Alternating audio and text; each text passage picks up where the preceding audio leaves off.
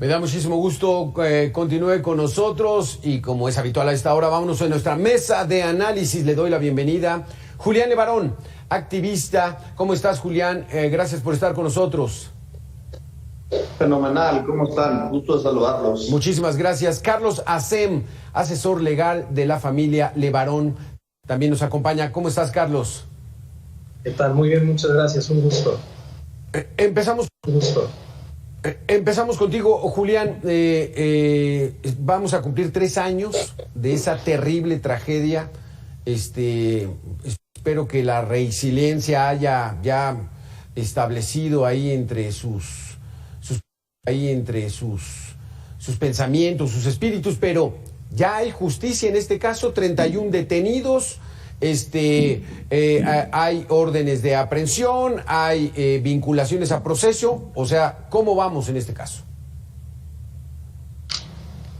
Pues no ha habido ni una sentencia y la verdad es que todos los acusados por delincuencia organizada, pues es una forma en el que el único ofendido termina siendo el mismo Estado y no las víctimas de estas personas. Y es la forma en la que se oculta la carpeta de investigación para la venta industrial de impunidad o la garantía industrial de impunidad.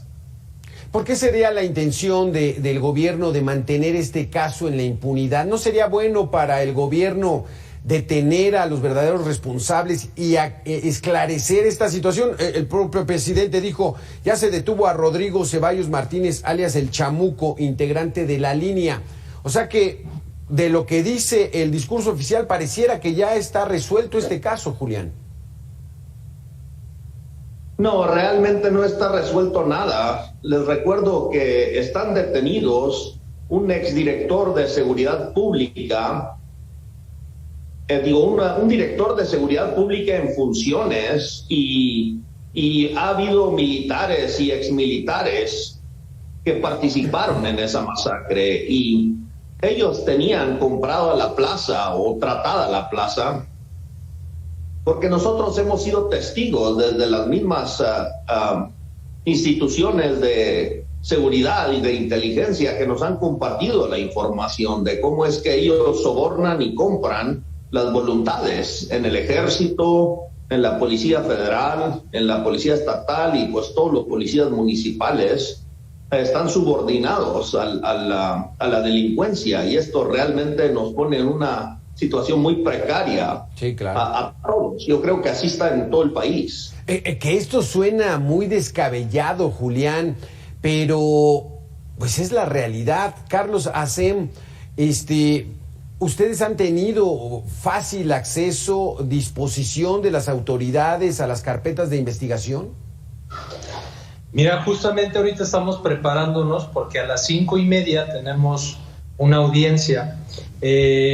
Hay algo que está pasando muy interesante porque de los 31 detenidos, únicamente 7 están vinculados por el delito de homicidio. En esos casos sí se ha podido tener acceso a los procesos y a ejercer los derechos que se tienen como víctimas, pero en el resto están vinculados por delincuencia organizada. Ahí el problema es que como se maneja que la delincuencia organizada, la única víctima es la sociedad, a nosotros no se nos ha permitido no solamente el acceso, sino poder ejercer los derechos como víctimas. Ahorita a las 5:30 va a haber una audiencia donde se están pidiendo 3 puntos principalmente.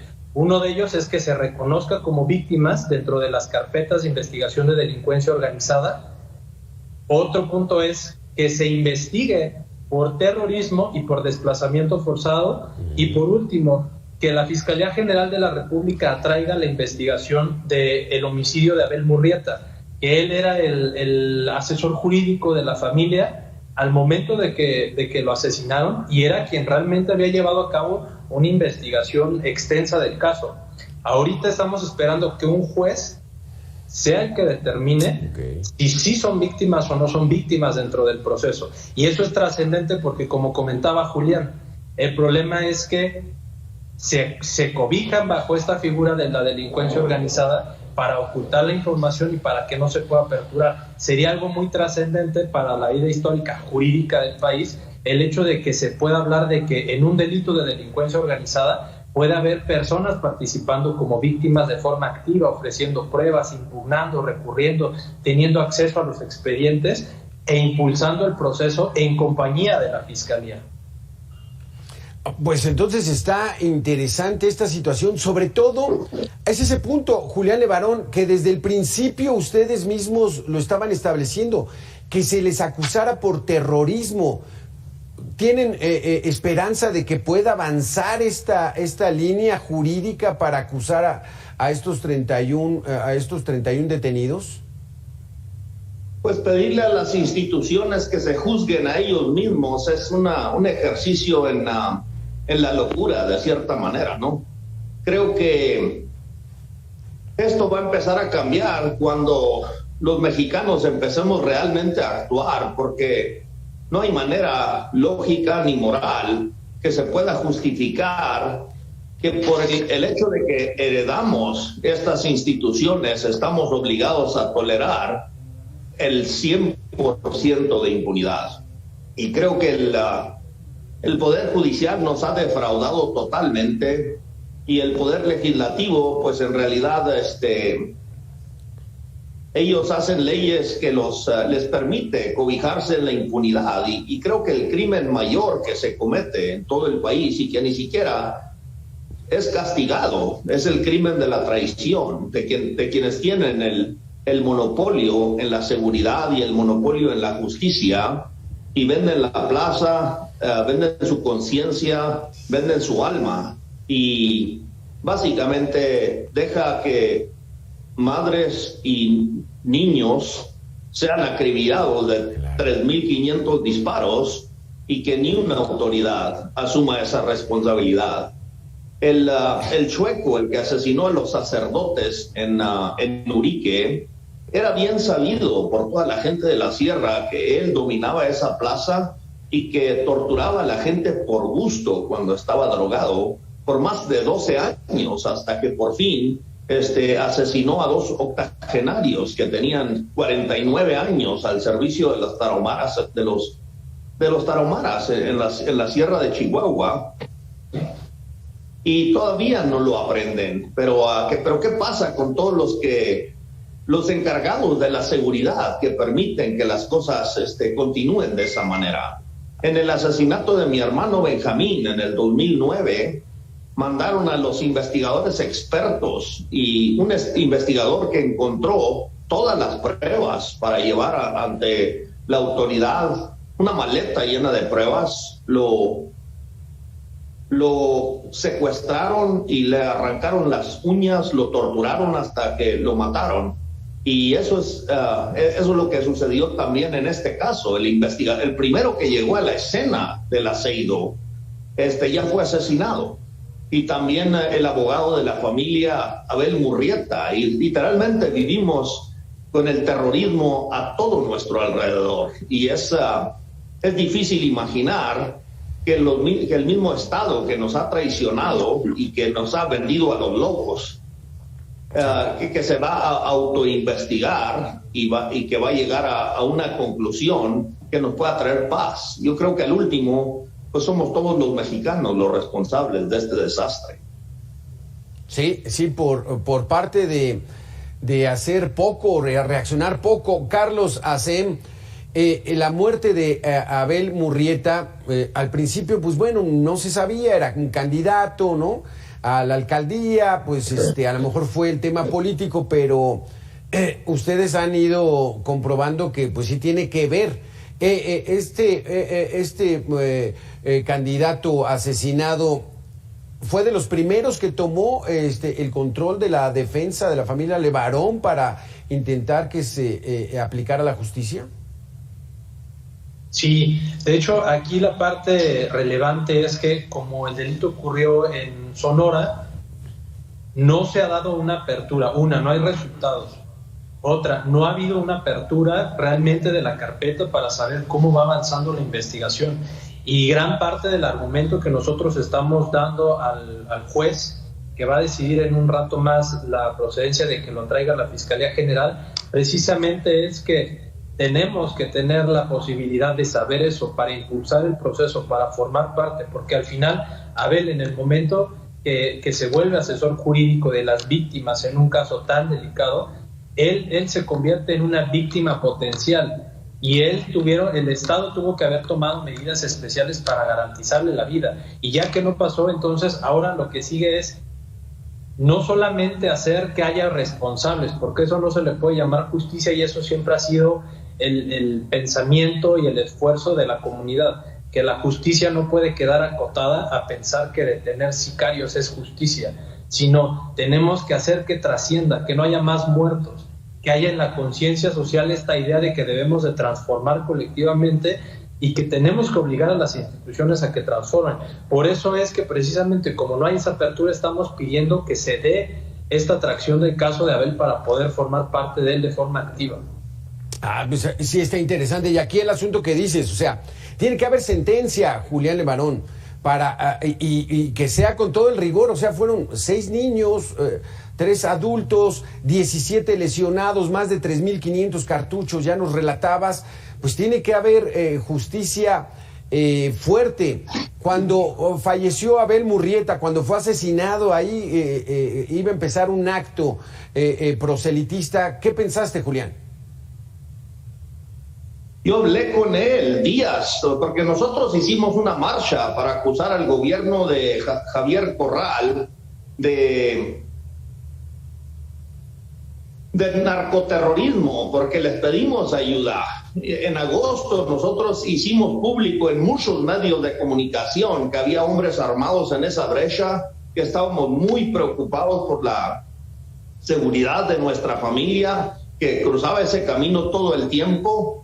Y nos prometieron que ellos iban a investigar y cosas que nunca hicieron. Digo, el mismo ahora que es ahora gobernador de Sonora, digo, es imposible que este individuo no sepa quiénes controlan las brechas y la plaza en Bavispe, en el pueblo donde él nació, donde su hermana fue candidata a la presidencia municipal.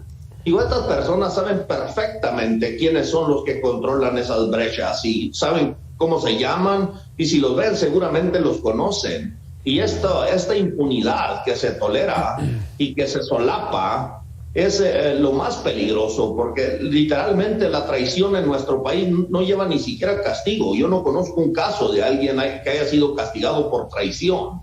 Sí. Y ninguna sociedad que no castiga con el peor castigo que existe en la sociedad para los que nos traicionan, puede aspirar a tener paz y puede aspirar a ser civilizada. Pero aquí hablas de traición y te refieres ¿a quién? ¿A los delincuentes? ¿A los jueces? No. ¿A los policías? ¿A todos? No, me refiero a los operadores del Estado que tienen el monopolio en la justicia y el monopolio en la seguridad. Sí. Estoy hablando de Alfonso Durazo, que en su momento fue secretario de Seguridad Pública. Esa noticia nosotros la hicimos pública en agosto. Te puedo mandar de los periódicos donde se anunció que estábamos muy preocupados por la seguridad de nuestra familia.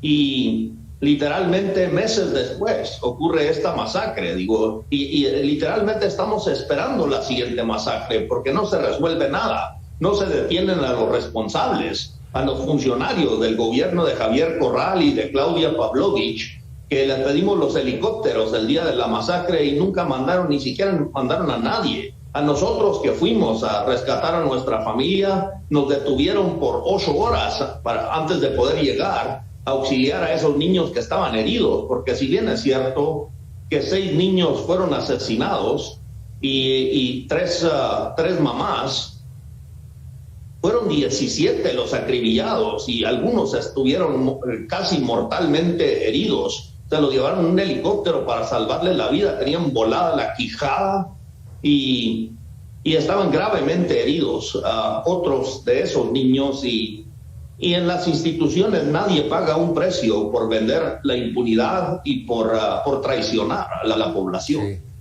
Sí, porque a la distancia ya, a casi 3 años, pues bueno, digamos que podemos entender que este grupo criminal lo que quería era como limpiar la zona, ¿no? O sea, moverlos a ustedes, pero a ese costo de balacear a niños y a mujeres es demasiado alto. O sea, estamos viviendo ya en una situación muy caótica, ¿no, Julián? Pues no creo que esa haya sido la intención, pero entonces, los que vendieron la plaza tienen que asumir toda la responsabilidad de esa traición, porque sí hay acuerdos. Fueron cientos de personas los que se pasean en carros armados hasta los dientes por el noroeste de Chihuahua. Yo con mis propios oídos he escuchado las llamadas de los jefes de los sicarios dando instrucciones para que les paguen a la Policía Federal de Caminos, a la Policía Estatal, a todas estas instituciones, al batallón de infantería, no sé a quién, obviamente, pero el punto es de que se compra y se vende la impunidad y la vida de los mexicanos, es lo que está de por medio. Eso es lo grave en lo que lo niegan, ¿no? Carlos Acem, lo niegan las autoridades. No hay narcoestados, no hay territorios controlados por el crimen, pero tal pareciera que sí, Carlos. Sí, la realidad es que hay zonas del país donde es imposible no darse cuenta que está totalmente controlado, tanto las policías, los cargos municipales. En el caso, por ejemplo, hay policías municipales en activo que están vinculados a la masacre. Hay miembros del ejército y ex miembros del ejército vinculados a la masacre. Hay un control total en ciertos territorios del país del crimen organizado en todas las instituciones. Y es donde entra el punto donde dice Julián, ¿cómo se van a autojuzgar? Justamente es cómo vamos rompiendo esas cadenas de complicidades para que no les convenga seguir manteniéndolas. Y yo creo que ahí es donde puede radicar la trascendencia del caso, y cómo es que este caso, a pesar de que vivimos en el país del 98% de impunidad, se vuelve el parteaguas para ir haciendo que trasciendan en ciertas figuras o de ciertos modos para acabar con la complicidad de las autoridades. Pensemos que no hay complicidad, que estamos en un mundo donde hay Estado de Derecho, Julián y Carlos. Es muy complicado para el Ministerio Público comprobar que esos sicarios que llegaron y que pasa tiempo en lo que los detienen, que ellos fueron los que dispararon. Y por ahí, Carlos Acem, es donde se abre esa brecha. O sea, la propia justicia abre esas brechas para... ¿Cómo me compruebas que yo fui, que yo disparé, que yo asesiné? A lo mejor disparé, pero no le atiné a nadie.